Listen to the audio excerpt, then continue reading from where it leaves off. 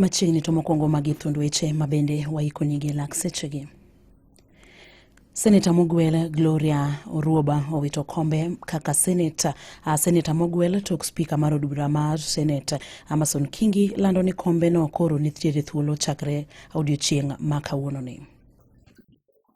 Komachielo ni duol makedo kod mibadhi e pacho ka EACC oyango buche maromo 549 mag oboke mag somo mabandia mabende tiyo godo kod jotije sirikal e piny owacho mamalo. Moko kuom jotelo mawuok e kaunti ma Migori okwayo jopur niang' kod jokanyo mamoko e sekta no mondo sir jaket mwandu manyien matayo kambi rego niang' Masoni.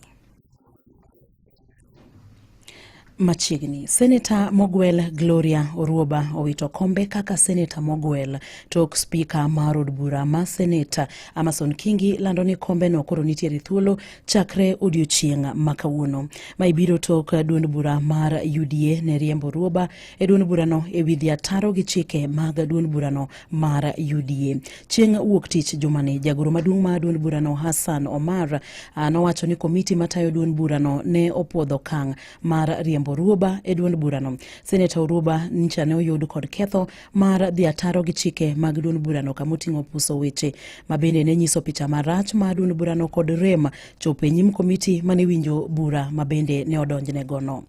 Komachielo eni do mamalo odagi chungo kang' ma od bura mamalo dwaro kao mar chwalo chik mataya gulu mar CDF ne jatend piny. Bura no ne owinja e do mamalo kod jang'ad bura Lawrence Mugambi kama kar tiegruok ma Katiba Institute kokalo kuom okil mare ne dwaro mondo chik ogol mar chungo kang' mar chwalo chik mabende taya gulu mar NGCDF ne jatend piny. Duol makedo kod mibadhi e pacho ka EACC oyango buche 549 mag oboke mag somo mabandia mabende tiyo godo kod jotije sirikal e piny owacho mamalo.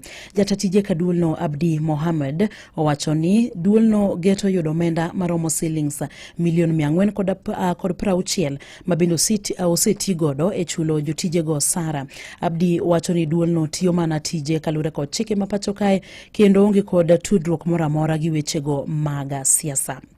Bende kawadhi nyimeni moko kuom jotelo mawuok e kaunti ma Migori okwayo jopur niang' kod jokanyo mamoko e sekta no mondo sir jaket mwandu manyien mabende tayo kambi rego niang' Masoni mar neno ni kambi no tiyo e yo makare. Jatend Alensi machon ma South Sakwa mabende en japur Matino Ndong owacho ni kambi no sani nitiere lwet jaket mwandu kendo dwaro nitie mar mondo jokanyo duto te osir jaket mwandu no.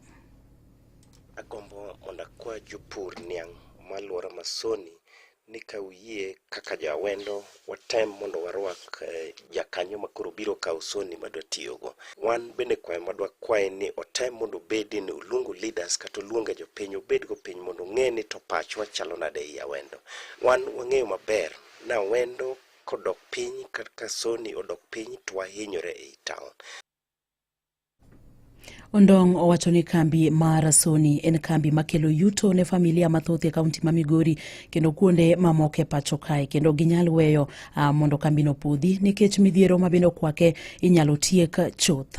Daher mondo anyis jopur mapuro niang' duto mantie awendo ni watemuru water niang' Soni. Kata ka weche nitiere to weche go ilosa losa. Onge ng'ama ne nyalo paro kaka awendo ne chal ka Soni onge. Sasa ma Soni gore piny awendo muneno wantini rum yakwaja awendo duto ni yeuru water niang' Soni. Teruru niang' Soni modongo iloso mondo taonwa kata gweng'wa obed ni nigi pesa. Jok moko nyalo wuondo waka gi oko to gin mag gi beyo to wan bang'e to winjo matek.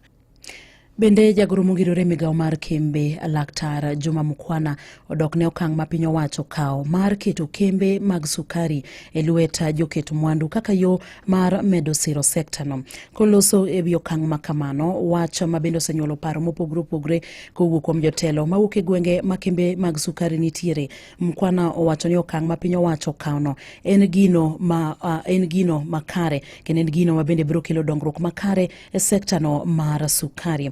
Kopogore gi mano, Laktar Mukwana bende jiwo josiasa matindo mondo gerre kendo yudo lony moromo kapok gimanyo kombe mamalo mag telo kaka mano ma jatend piny, kowacho ni sigana ma siasa jotend piny machon duto nene kod lony mar higni 30.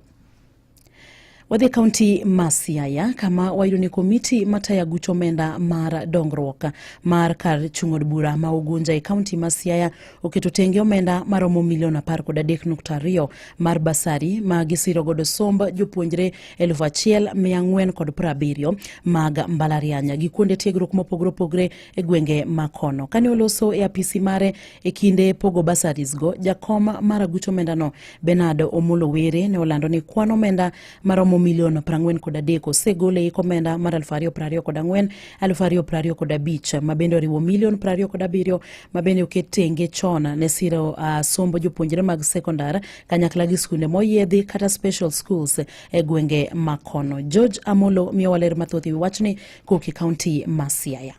Kano wuoyo e kinde mane gichiwo ayanga basaris mag jopuonjre mag mbalariany to kod colleges, jakom komiti mar agucho muom mar NGCDF pa Ugunja kuno migosi Bernard Omolo Were nofulo ni e hik omenda ni gisechiwo basari mar siling milion 43 duto koriw.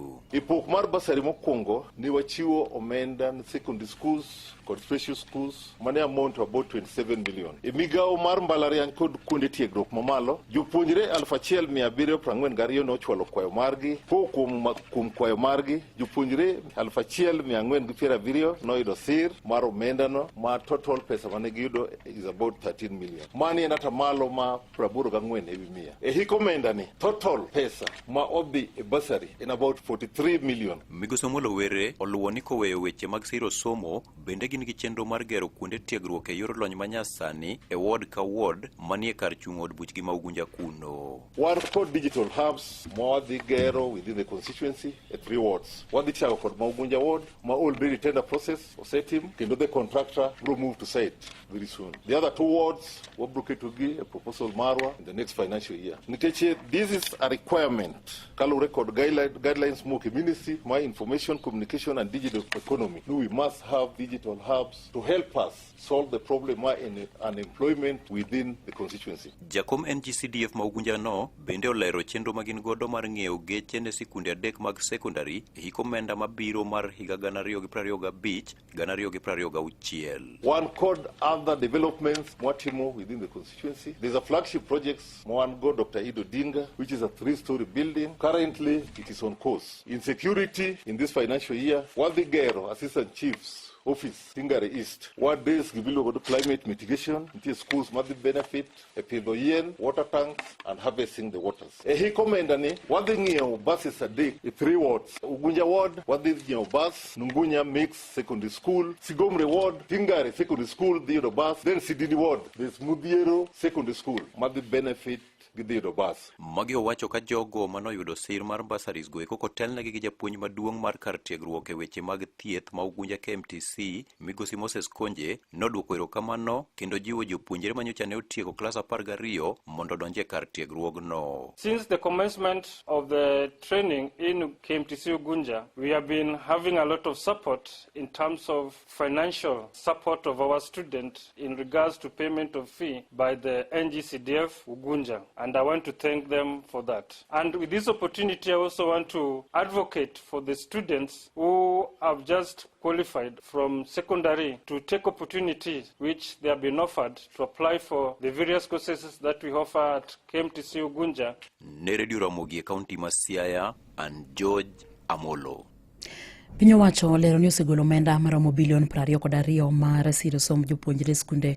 Omenda no mabiro ng'ere ni capitation mar tam mar 2 ma en kaluwore gi jatend migawo mar somo Julius Ogamba Migos ama bende wacho ni omenda no dhi konyo e chwalo chenro mopogore opogore e skunde ma pacho kae. Omenda maromo bilion 11.6 e omenda no ket tenge ne siro somb jopuonjre e skunde mag sekondar mag day.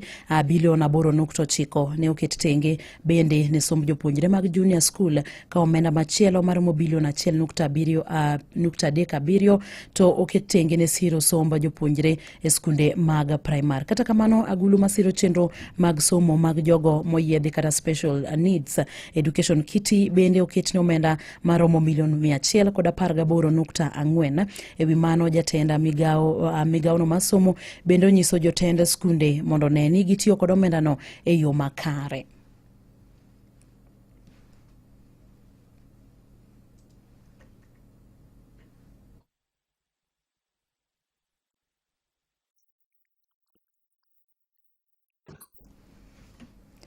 Ogai mar jotend migepe Musalia Mudavadi owuok oko mar dok ne dhok ma bende ne jatenda piny Tanzania Samia Suluhu otiyo godo kaolore gi meko mar jaked ne ratich oganda ma pacho kae Boniface Mwangi e pinyno. I think there's some truth. Let us face a few facts. The level of etiquette, the level of insults that we see bandied in Kenya, even though we have the freedom of speech, is sometimes going overboard. I'm agreeing to some extent with what she has said. She has said that she's unhappy, and she says that because they observe what we do here, okay? And that is why I said I will need a little more time to get more evidence into the details of the operations, because there are incidents that have happened, so we'll pick up and get the facts. To the point of saying whether we have displayed decency, I'm not talking about the individuals in question here. She's talking from a general viewpoint. If it is a general viewpoint, I think she has a point.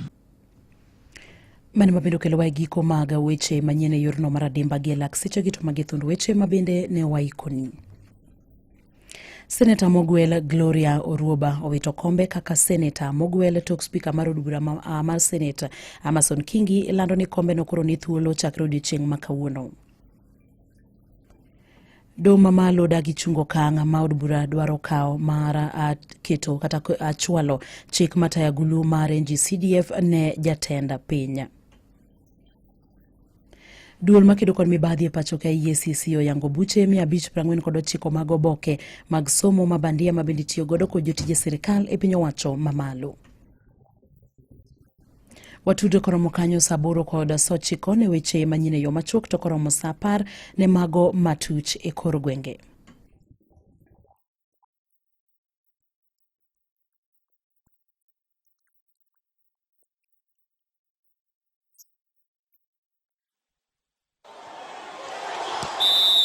Weche tuke e Radio Ramogi gi Milton Ochieng. Tuke ma Kipkeino Classic maigani oyudo mijing'o bang' ka serikal kokalo kuom bar migao mar tuke gi bengi mag Absa lando sir mar omenda maromo $360 million ne tukego mabiro timore tarik 31 e paw tuke ma Ulinzi Sports Complex dweni. Jatend migao mar tuke Salim Vuria oyango ni tukego ibiro bagi e paw tuke ma Ulinzi Sports Complex kaluwore ni paw tuke ma Nyayo pod imedo gunde. I'm aware that initially this event was scheduled to take place at Nyayo Stadium, but now I want to announce officially that we will have it here in Ulinzi. In Nyayo, just as you are aware, we are doing an upgrade there. A lot of work is happening. We are putting in a new tartan track, and therefore Nyayo is now labeled as a construction site. So we cannot host that event in Nyayo. Jatati mochune uso e kambi kata e bengi mar Absa Kenya, Wachira Mwihaki, olando ni kuom omenda go eko $60 biro siro ng'wech makamago ka $40 ibiro chiw ne jogo eko mabiro tiyo tije mag lendo. Bang'e no $20 bende ibiro ng'iewo godo chiemo to gi math. The rights fees that we've paid for these engagements total up to about 40 million shillings and a further 20 million shillings for logistical and amplification support, such as our media partners, hosting, hospitality and athlete engagements. Tukego eko maiga ka higa biro kelo kanyakla jong'wech 189 magin kaachiel gi jo Kenya 53 gi jo Ethiopia 31. Komachielo ni jaloch machon mar ng'wech mar mita 1,500 e tuke nyadidek kendo jaloch nyadidek e ng'wech mar piny magi Masbel Kiprop sani koro kwayo ni mondo mi omi luor jogo eko mosetimo maber e tuke mag Olimpik ka gichung' ne Kenya e kinde mokalo. Nowacho ni magi eki owinjore e kinde nieri michano bago yiero mar kamati mar Olimpik e pacho ka nok. Kiprop nomedo wacho ni moko kuom gigo eko momoko momiyo pod ok obag yiero gin gik makelo wichkuot ne Kenya, kendo nego bed ni jogo manie apisi sani miyo luor jogo eko ma bende osekelo ne Kenya huma e tuke mag Olimpik.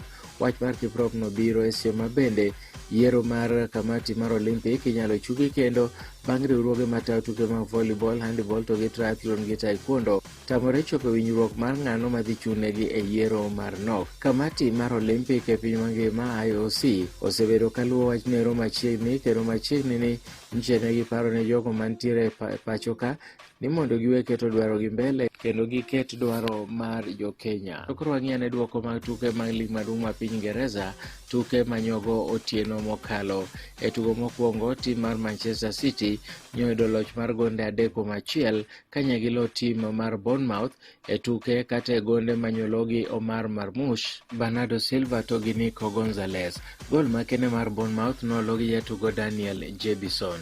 E tugo machielo en ni tim mar Crystal Palace nyoloyo tim mar Wolves gonde 4-2, gonde manyologi Edin Ketia manyolo gonde 2, Ben Chilwell e dakika ma 50 to gi Eberechi Eze e dakika ma 86, eka Wolves noyudo gonde gi kokalo kuom Emmanuel Abagdou e dakika ma 24 to gi John Strand Larsen e dakika ma 62. Mago weche tuke, nyinga Milton Ochieng. Awinjo weche tuke gi Milton Ochieng e Radio Ramogi, kar chuny jaluo.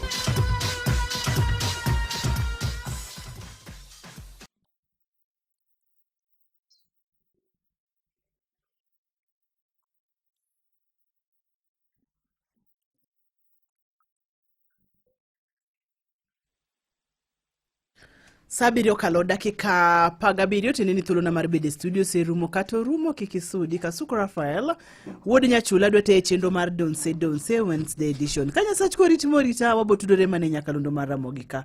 Kao kamano sa 12 wang'e warome Ramogi TV mondo wadhi wapenje laktar.